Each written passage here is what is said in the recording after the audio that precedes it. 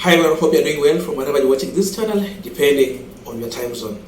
Now, it is very hard to defend a failing, clueless government that does not care about their own people. Hii serikali ya William Ruto haijali mwananchi wa kawaida. Tunaweza sema ya kwamba hii ni serikali ambayo iko na hujuma kwa mwananchi wa kawaida. So look on how they are running this government. Then you pretend like you want to defend this government. The more you try to defend it, the more you look more stupid. Even if you are educated, you are a doctor, you are a professor, the moment you defend this government and you come out loud to try and do so, and you try to argue in your defense, you look more stupid. You look like an informed person who don't have any clue. And that is the situation in which anyone who is defending this government is looking like. Especially when they go to media and try to argue in the case of defending William Ruto and any action in this government. I'm telling you, before when Ruto had made the issue of housing to be a levy, Kenyans did a mathematics and it was clear. You might wait for 138 years to own a house. And remember, at that time they were calculating at 3%. Now Ruto reduced it to 1.5%. It means they reduced by half. They turn it now to a tax. It's no longer levy. But they were telling Kenya that you will own this house. That's why you are paying this money for this house. That means if you have to occupy that house, you'll wait for more longer. Instead of 138 years, you might be waiting for 276 years for you to own that house. So, at one point, Khalwale, who is the majority whip in the Senate, was at Citizen TV, and Trevor Ombija asked him the question. At that time, it was still at 3%, and it was very clear: how will Kenyans own this house, and for how long will it take? I want you to see how Khalwale is struggling to respond to this question. Someone decided to bring it in a comedy way. Don't focus on the comedy, but again, you can listen to the comedy because that comedy also has a message. But get the point. Listen to the response from Khalwale, then you will understand how too difficult it is to defend William Ruto and his government. But let's be a bit practical. Okay? So, assuming somebody earns 30,000 shillings. Yes. 3% will be about 900 shillings. Yes. The employer also contributes another 900 shillings. Yes. That's 1,800 yes. a month. Yes. In a year, that's 21,600. A year? In a year, that's 21,600. Okay. How long will it take to get 3 million? You know, the principle is pooling. It is called pooling of the resources. We have pooled the money. And once the money is pooled, the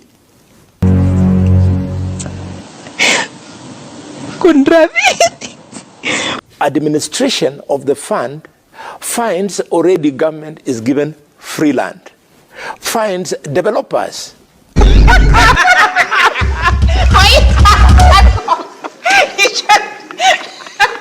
For information, who find that there is a guarantee, yes, that the money you sink into that project, you'll recoup it because there'll be no default on repayment.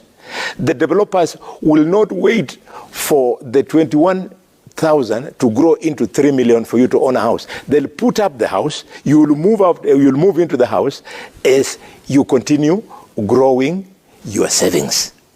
Which will finish in 138 years. No, you don't have to.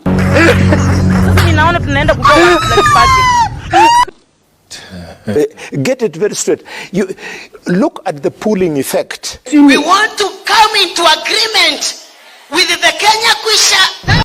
Now we are continuing the panel discussion. There's a quick request for those who are watching and you are not subscribed. Please consider subscribing to our international subscribers. I must say thank you so much, and again to all our viewers, please give this video a thumbs up. Thank you so much, and back to this discussion. Now, you see, with the Trevor Ombija's calculation, I see someone who is earning that 30,000. Now, if they do that contribution, then it's turning to 23,000 in a year.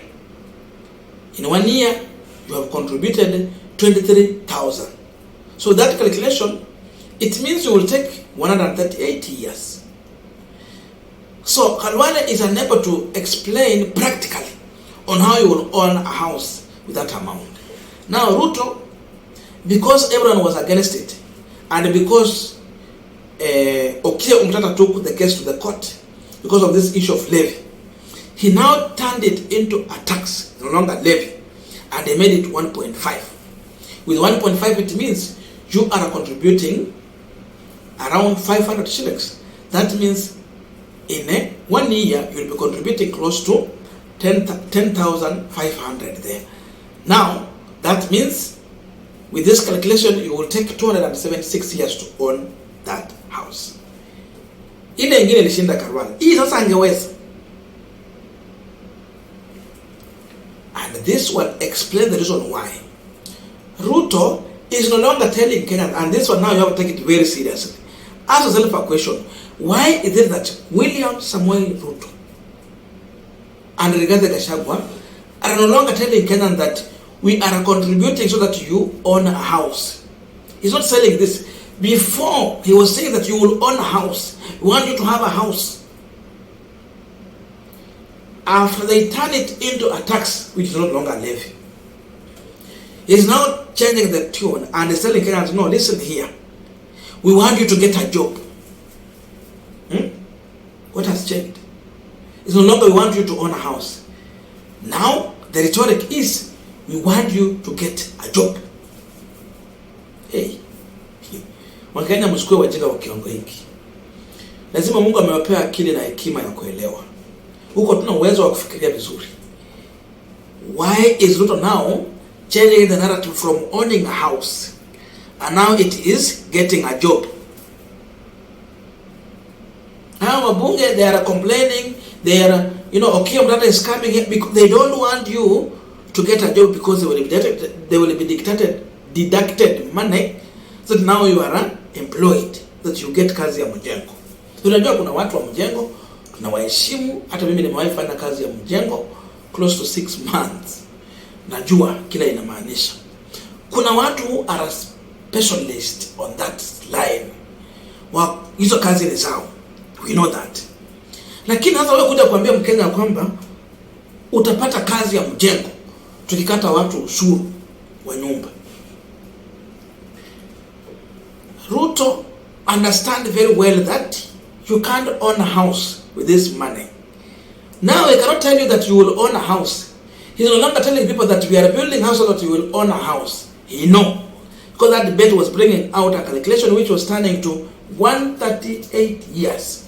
Today, with this tax, you can own that house after 276 years. So the discussion is exposing him. That's why it's changing a narrative. So it is very clear, you can't own a house with this program. It is only those who have money who can afford to buy this house. And who are these people? Watu wenye wanaweza nunua hizi nyumba sio watu wenye wako kwa klasi ya maskini. No. It's either you are in middle class ama wako hapa kule kwa matajiri. Those who are on poverty line, you can't own these houses unless if you are fighting tooth and nail. And it's very hard. Because those who are trying that, you just try to build your own house in the village where you can buy cheap material. Sometimes you give labor by yourself and your family members. Wanasaidiana kujenga so that you reduce cost. Then you build at least affordable house and a good one in the village. Hii ya kununua ya town hii ni ya matajiri na wale wako na uwezo and the middle class. So you will never own these houses. That's why Ruto is talking like this. So it's very clear. Defending this government is a problem. Khalwale has literally exposed William Ruto because he has been unable to demonstrate practically on how you can own house with 30,000 salary. Hiyo imemshinda. So up to there, if Khalwale has been unable to convince you on camera in a live interview, you are waiting for what? To trust this. Why are you trusting them? You should stop trusting these people. You should never think on that line. Forget about the issue of affordable housing. Hiyo haiko. Usitarajie. And it's very clear. It has been demonstrated in this video. Na usingojee kitu kingine. That is the message. And that's why we are bringing it here to demonstrate to you that indeed owning a house in this program, the strategic plan Ruto has is to rob you through your taxes and have money. Because this project is going to a private developer. Wana grab shamba ya county government, wanapea private developer. Wana grab pesa yako, hiyo itaenda kwa mfuko watumia next campaign. And that is why it is very hard for Khalwale to explain to you, hii pesa inaenda kuibwa. Na ndio itatumiwa kuja kwa campaign, wakupee, wakununue, then uwapee kura. It's good you be brave enough, you be wise enough so that you will not be bought. Mtu akileta pesa wewe usiogope kula pesa, lakini ukienda kwa ballot, Mungu alikupea akili, maarifa na uwezo, tumia vizuri.